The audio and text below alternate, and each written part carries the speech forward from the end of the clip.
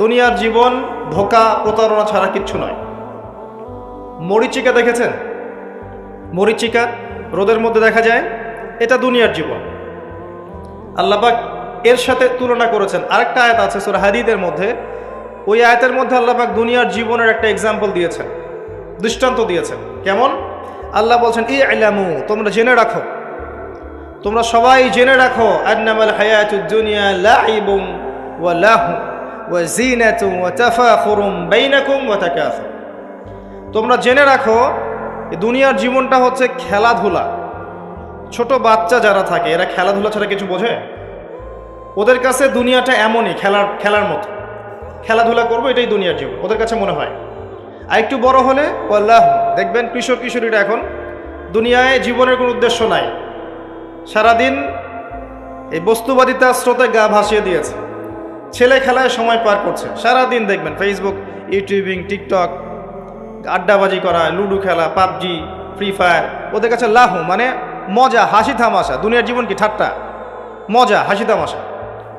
আর একটু বুঝ বেশি থাকলে ড্রাগ অ্যাডিক্টেড হবে, গার্লফ্রেন্ডকে নিয়ে ঘুরবে, পর্নোগ্রাফিতে আসক্ত হবে, জুয়া খেলবে, ক্যাসিনোতে যাবে। দুনিয়ার জীবন ওদের কাছে এমন।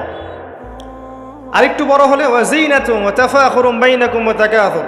আরেকটু বড় যখন হবে, ম্যাচুরিটি আসবে, তখন প্রতিযোগিতা, প্রাচুর্যের প্রতিযোগিতা, কে কত বেশি সম্পদ অর্জন করতে পারে, কার কত বেশি জমি আছে, কার কত সুন্দর স্ত্রী আছে, কার কত বড় চাকরি, কার কত বড় সম্পত্তি, কার কত বড় ক্ষমতা, জনবল কার কত বেশি। এই যে তাফাখুরুম বাইনাকুম ওয়া তাকাসুর, আল্লাহ পাক এটা সূরা তাকাসুরেও বলেছেন, আলহাকুমুত তাকাসুর হাত্তা যুরতুমুল মাকাবির। তোমরা প্রাচুর্যের প্রতিযোগিতা তোমাদেরকে মোহাচ্ছন্ন করেছে যতক্ষণ না তোমরা কবরে শায়িত হচ্ছ। কাল্লা সাউফা তা'লামুন সুম্মা কাল্লা সাউফা তা'লামুন। কখনো নয়, শীঘ্রই তোমরা জানতে পারবে। আবারও বলছি, শীঘ্রই তোমরা জানতে পারবে। কাল্লা লাউ তা'লামুনা ইলমাল ইয়াকিন, তখন ইলমাল ইয়াকিনে জানবে।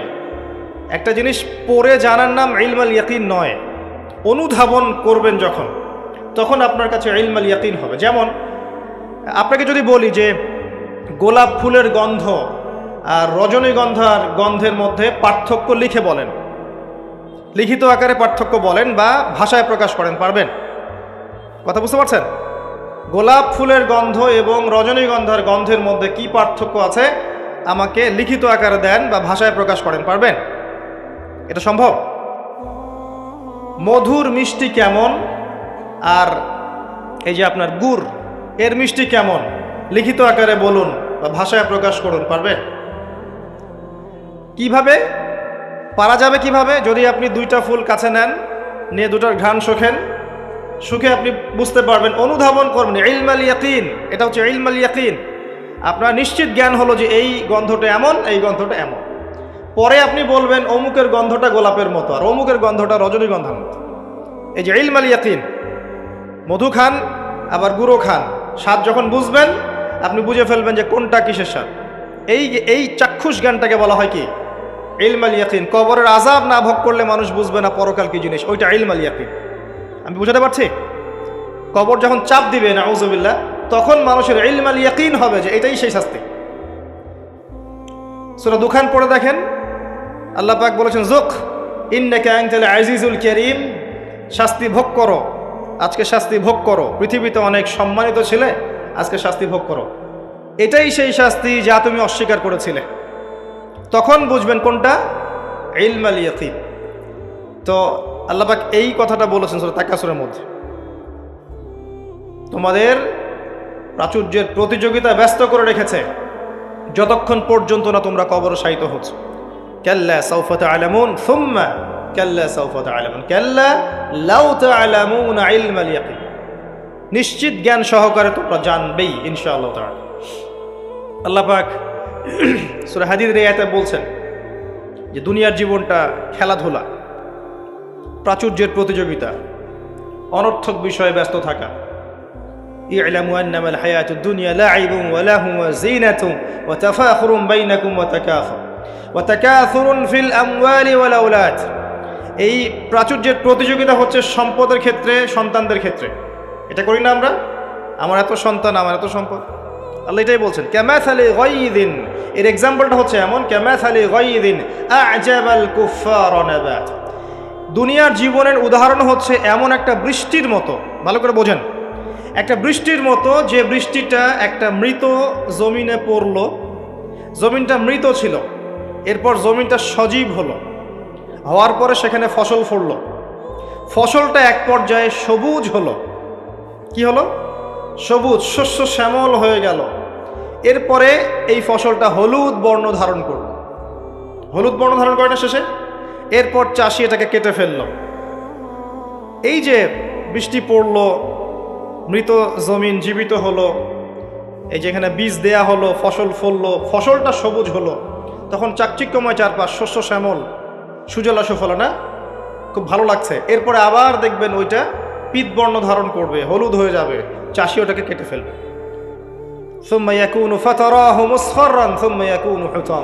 এরপর এই যে ফসলটা কেটে ফেললেন, এটার খড়কুটা পড়ে থাকলো না, এটা দিয়ে আপনি জাল দিবেন, আগুন জ্বালাবেন, তাই না? রান্নার কাজে ব্যবহার করবেন। এই হলো দুনিয়ার জীবন। ওয়াফিল আখিরাতি আযাবুন শাদীদ, আর পরকালের জীবনে স্থায়ী এখানে আছে কঠিন শাস্তি, অথবা ওয়া মাগফিরাতুম মিনাল্লাহি ওয়া রিদওয়ান, অথবা থাকবে আল্লাহর মাগফিরাত মানে ক্ষমা এবং সন্তুষ্টি। ওই দুনিয়ার ওই ছোট্ট জীবনটাকে যারা আল্লাহর বিধান অনুযায়ী চালাতে পারবে, পরকালে ওদের শাস্তির কোনো ভয় নেই। লা খাউফুন আলাইহিম ওয়া লা হুম ইয়াহজানুন। এই জীবনটায় যারা তাকাসুর, ভোগবিলাস, লাহু এগুলোতে ব্যস্ত থাকবে, এদের পরকাল হবে আযাবুন শাদীদ, কঠিন শাস্তির। ওয়া মাল হায়াতুদ দুনিয়া ইল্লা মাতাউল গুরুর। এই হলো সূরা হাদীদের আয়াত। দুনিয়ার জীবন প্রতারণা ছাড়া কিচ্ছু নয়। অতএব তোমাদের করণীয় কি? তার পরের আয়াতে বলা আছে, ওয়াসাবিকু ইলা মাগফিরাতিম মির রাব্বিকুম ওয়া জান্নাহ। অতএব তোমরা দুনিয়ার জীবনকে প্রাধান্য না দিয়ে পরকালের দিকে ফোকাস করো, তোমার রবের পথের দিকে ফোকাস করো। ছুটে চলো, তোমরা ছুটে চলো সেই জান্নাতের দিকে যার প্রশস্ততা আসমান এবং জমিনের সমান। ওয়াসাবিকু ইলা মাগফিরাতিম মির রাব্বিকুম ওয়া জান্নাহ আরদুহা কাআরদিস সামাই ওয়াল আরদ উইদ্দাত লিল্লাযিনা আমানু বিল্লাহি ওয়া রাসূলিহি। এটা প্রস্তুত করা হয়েছে কাদের জন্যে? যারা ঈমান এনেছে এবং তদনুযায়ী কি করেছে? আমল করেছে। আল্লাহর প্রতি ঈমান এনেছে, রাসূলগণের প্রতি ঈমান এনেছে, তদনুযায়ী আমল করেছে। এই মুমিনদের জন্যে জান্নাত প্রস্তুত করা আছে। আল্লাহ পাক এই সূরায় বলছেন কদ আফলাহাল মুমিন। কথা বুঝতে পারছেন এবার? সফল কারা হয়েছে? এই মুমিনরা। আর আফলাহার সংজ্ঞা আল্লাহ পাক দিয়ে দিলেন, ফামান যুহজিহা আনিন নার ওয়া উদখিলাল জান্নাহ ফাকাদ ফাজ। পরকালে যে জান্নাতে যাবে, জাহান্নাম থেকে বাঁচবে, একমাত্র সেই ব্যক্তি সফল, আর কেউ সফল নয়। এখন কদ আফলাহাল মুমিনুন আয়াতের মধ্যে সাফল্যের সংজ্ঞা আপনি শিখে ফেললেন। দুনিয়ার জীবনের সাফল্য চিরস্থায়ী নয়, পরকালের সাফল্য চিরস্থায়ী। দুনিয়ার সবচেয়ে আরামে আয়েশে থাকা ব্যক্তিকে আল্লাহ পাক 1 সেকেন্ডের জন্য জাহান্নামে প্রবেশ করাবেন। হাদিস এসেছে, দুনিয়াতে আল্লাহ পাক যাকে সবচেয়ে বেশি নিয়ামত দিয়েছেন, one kind of Bill Gates. কথা বুঝতে পারছেন? ইমানদার ছিল না, কাফের ছিল, প্রচুর ধন সম্পদ আল্লাহ পাক দিয়েছেন। আল্লাহ পাক তাকে 1 মুহূর্তের জন্য জাহান্নামে ঢোকাবেন কিয়ামতের মাঠে, ঢুকিয়ে বের করবেন। বের করে বলবেন, দুনিয়াতে সুখে ছিলে? দুনিয়াতে কি সুখে ছিলে তুমি? তখন সেই ব্যক্তি বলবে, সুখ কি জিনিস আমি জানি না, সুখ শান্তি কি জিনিস আমি জানি না। 1 সেকেন্ডে।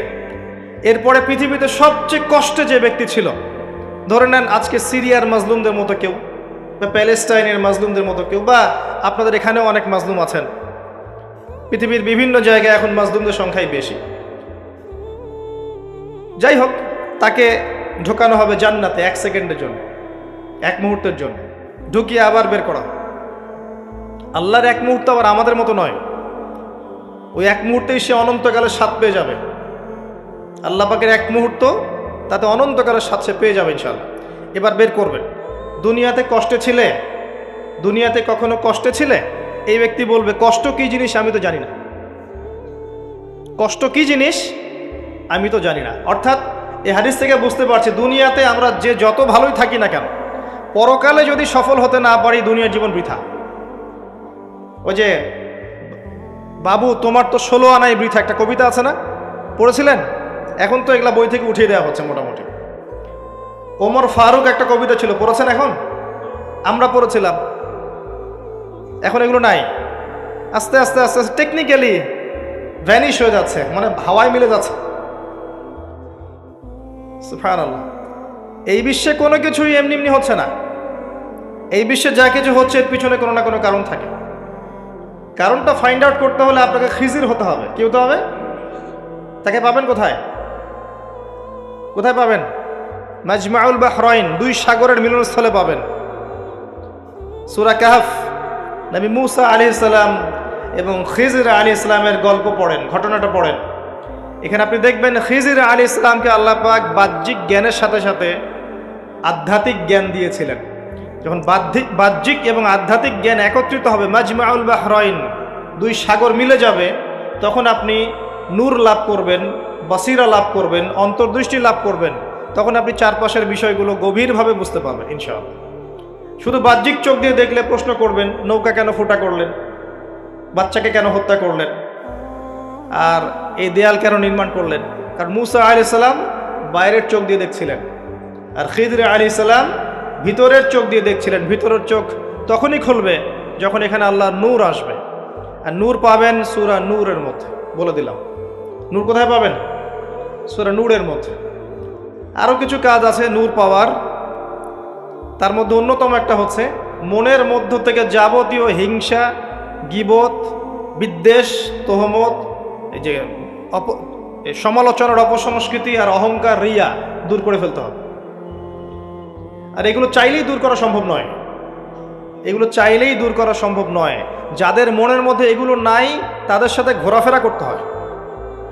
হ্যাঁ, যাদের মনের মধ্যে এগুলো নাই তাদের সাথে ঘোরাফেরা করলে, তাদের সাথে ওঠা বসা করলে, তাদের বইপত্র পড়লে, তাদের লেকচারগুলো শুনলে তখন আপনার মধ্যে একটা তাসির হয়। শুধু দূর থেকে কথা শুনে বই পড়ে কিন্তু সব অর্জন হয় না।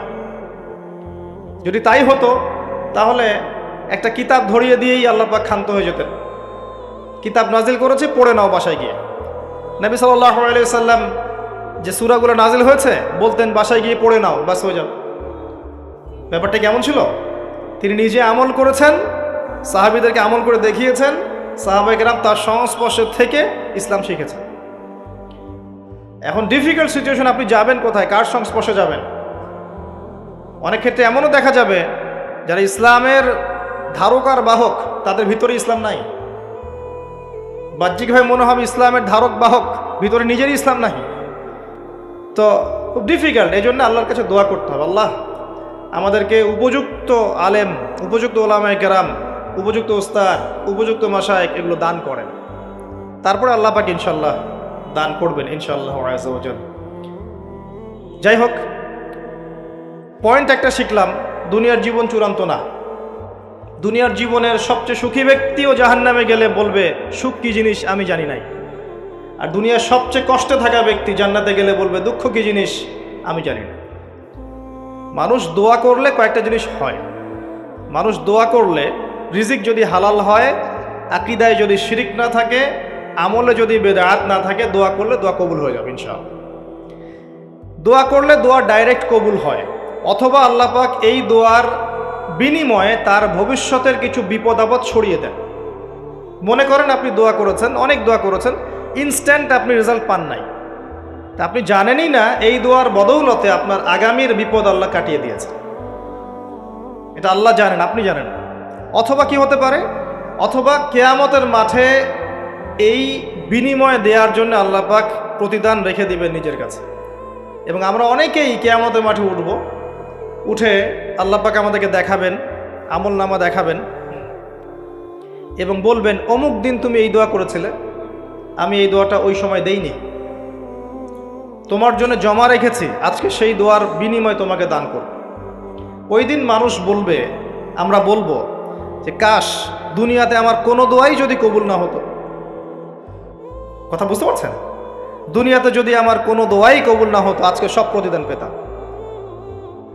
একজন অসুস্থ ব্যক্তি যার দুনিয়াতে প্রচুর রোগ ছিল, কিয়ামতের মাঠে যখন দেখবে যে এগুলোর প্রতিদান কত হাজার হাজার নেকি সে পাচ্ছে, তখন সে বলবে দুনিয়ার পুরো জীবনটাই যদি অসুস্থ থাকতাম কতই না ভালো। আমি বুঝাতে যাচ্ছি, এরকম অনেক হাদিস আছে, বলতে গেলে রাত শেষ হয়ে যাবে, যে দুনিয়ার জীবনটার মূল্য আল্লাহর কাছে খুব বেশি নয়। একটা মাছির পাখার সমানও নয়। যদি হতো তাহলে কোনো কাফের মুশরিককে আল্লাহ পাক এক ঢোক পানি খেতে দিতেন না। আর আজকে আমাদের চিন্তা চেতনা সমস্ত বিষয় দুনিয়া কেন্দ্রিক। আমাদের পড়াশোনার উদ্দেশ্য দুনিয়া, ব্যবসার উদ্দেশ্য দুনিয়া, চাকরির উদ্দেশ্য দুনিয়া, আমাদের সামাজিক কাজগুলোর উদ্দেশ্য দুনিয়া, সব কিছুই দুনিয়া কেন্দ্রিক। আর আমরা সবাই মনে করছি দুনিয়াই দুনিয়া, এরপরে আর কিছু নাই। মনে রাখবেন, যে ব্যক্তি দুনিয়ার জন্য দুনিয়া করে, শুধু দুনিয়ার জন্যই দুনিয়া করে, সে দুনিয়া পরকাল দুটোই হারাবে। আর যে ব্যক্তি পরকালের জন্য দুনিয়া করবে, সে ইহকাল পরকাল দুটোই পাবে ইনশাআল্লাহ। কথা বুঝতে পারছেন? যে ব্যক্তি দুনিয়ার জন্যই দুনিয়া করবে, সে দুনিয়া আখিরাত দুটোই হারাবে। দুনিয়ার জন্য যদি আমি দিনের কাজও করি তাও হারাবো। কথা বুঝতে পারেন নাই? দুনিয়ার স্বার্থে যদি আমি দিনের কাজ করি, ইসলামকে নিয়ে দুনিয়ার স্বার্থ অর্জন করতে চাই, তাহলে দুনিয়া আখিরাত দুটোই হারাবো। আর যদি পরকালে আল্লাহ সন্তুষ্টি পাওয়ার জন্য আমি দুনিয়া করি, আল্লাহ পাক পরকাল দুনিয়া দুটোই দিবেন ইনশাআল্লাহ। আল্লাহ পাক আমাদেরকে বোঝার তৌফিক দান করুন, আমিন। আশা করি আমরা সাফল্যের সংজ্ঞাটা বুঝতে পেরেছি। কারা সফল হবে? মুমিনরা। এবার আসেন, মুমিন কারা? সহজ কথায় বলছি, যারা 6টা বিষয় বিশ্বাস করে। কয়টা? 6টা পিলারে যারা বিশ্বাস করে। 1 নাম্বার, মুহাম্মদ সাল্লাল্লাহু আলাইহি ওয়াসাল্লামকে জিজ্ঞেস করা হয়েছিল না, ইয়া মুহাম্মদ সাল্লাল্লাহু আলাইহি ওয়াসাল্লাম আখবিরনি আনিল ঈমান, আমাকে ঈমান সম্পর্কে বলুন। মনে আছে হাদিসটা? হাদিসে জিবরিল, মিশকাতের 2 নম্বর হাদিস মেবি, জি। আর মুসলিম শরীফের 9 নম্বর হাদিস। জিবরাইল আলাইহিস সালাম মানুষের বেশ ধরে নবী সাল্লাল্লাহু আলাইহি ওয়াসাল্লামের কাছে এসেছিলেন। তার হাঁটুর সাথে হাঁটু লাগিয়ে বসেছেন, বসে 4টা প্রশ্ন করেছিলেন। ইসলাম কাকে বলে, ঈমান কাকে বলে, ইহসান কাকে বলে, এবং কিয়ামত কবে হবে। নবীজি বলেছিলেন কিয়ামত কবে হবে এই বিষয়ে প্রশ্নকারী উত্তরদাতার জ্ঞান সমান। তখন তিনি আবার প্রশ্ন করেছিলেন, তাহলে আলামত কিছু বলে দিন। এর উপর বিস্তারিত আমার খুতবা আছে, শুনে নেবেন, ইউটিউবে আছে। তো এর মধ্যে একটা প্রশ্ন ছিল, ঈমান কাকে বলে। নবী সাল্লাল্লাহু আলাইহি ওয়াসাল্লাম উত্তর দিয়েছিলেন, আল ঈমান, ঈমান হচ্ছে আন তুমিনা বিল্লাহ, তুমি বিশ্বাস করবে এক আল্লাহর প্রতি। মুখস্থ করে ফেলবেন, এক আল্লাহর প্রতি ঈমান। ওয়া মালাইকাতিহি, তার ফেরেশতা মণ্ডলীর প্রতি 2 নাম্বার। 3 নাম্বার, ওয়া কুতুবিহি, তার আসমানি কিতাব সমূহের প্রতি, সমস্ত আসমানি কিতাব সমূহের প্রতি। 4 নাম্বার, ওয়া রুসুলিহি, তার সমস্ত রাসূলগণের প্রতি বিশ্বাস করবে। 5 নাম্বার, ওয়াল ইয়াউমিল আখির, পরকালের জীবনে বিশ্বাস করবে। 6 নাম্বার, ওয়াল কদরি খায়রিহি ওয়া শাররিহি, তাকদীরের ভালো এবং মন্দের প্রতি বিশ্বাস করবে। এই 6টা পিলারের প্রতি বিশ্বাস করার নাম কি? ঈমান। বলেন তো আমার সাথে। 1 নাম্বার আল্লাহর প্রতি, 2 নাম্বার ফেরেশতা মণ্ডলীর প্রতি, 3 নাম্বার আসমানি কিতাব সমূহের প্রতি, 4 নাম্বার নবী রাসূলগণের প্রতি, 5 নাম্বার পরকালের জীবনের প্রতি, 6 নাম্বার কি? ভাগ্যের ভালো মন্দের প্রতি। এখন মজার ব্যাপার হচ্ছে, এই 6টার কোনোটাই চোখে দেখা যায় না। কথা বুঝতে পারছেন? এই 6টার কোনোটাই আপনি চোখে দেখতে পারবেন না। আল্লাহ দেখেছেন, মালায়েকা ফেরেশতা দেখেছেন, আসমানি কিতাব সমূহ, আগের আসমানি কিতাবগুলো দেখেছেন। আমি তো বারবার একটা কথা বলি লেকচারে, যে অনেক মুসলিম তো কোরআনও দেখেনি। এমন মুসলিম নাই? আছে, অবশ্যই আছে। দিন দিন ওদের সংখ্যা বাড়ছে। হ্যাঁ, কেমব্রিজ, অক্সফোর্ড, হার্ভার্ড থেকে পড়ে আসছে, কোরআন দেখেনি। হ্যাঁ, আপনি তোলা তোলা করে বড় করেছেন, ইউনিভার্সিটিতে পড়ে আপনার ছেলে কোরআন দেখেনি কখন? দেখেছে যে তার বাবার মৃত্যুবার্ষিকীতে হুজুর এসে একটা বই পড়ে, তার নাম কোরআন, তার কাছে এরকমই মনে হয়। এরকম জেনারেশন আছে না? এদেরকে খিজির আলাইহিস সালাম পেলে হত্যা করতেন। ওই যে ছোট্টবেলায় একটা বাচ্চাকে হত্যা করলেন, মনে আছে? একটা ছোট্ট বাচ্চাকে খিজির আলাইহিস সালাম হত্যা করেছিলেন। নবী সাল্লাল্লাহু আলাইহি ওয়াসাল্লাম বলেছিলেন, কে জন্য হত্যা করলেন? একটা অপরাধ করলেন আপনি। খিজির আলাইহিস সালাম বলেছিলেন, এই বাচ্চা যদি বড় হতো তাহলে বিশাল কাফের হতো এবং নিজে কুফরি করত, পিতামাতাকে কাফের বানিয়ে ছাড়তো। এই হলো সেই জেনারেশন যেটাকে আমরা বড় করছি এখন। বিশ্বাস করেন এটাই সেই জেনারেশন। আর সূরা কাহফ কিন্তু শেষ জামানার সূরা। এই সূরা আপনাকে দাজ্জাল থেকে বাঁচাবে। দাজ্জাল আগমনের সময় বিশ্বের কি অবস্থা হবে এটা ওই সূরার মধ্যেই দেয়া আছে। এটাকে আপনাকে বুঝতে হবে গভীরভাবে।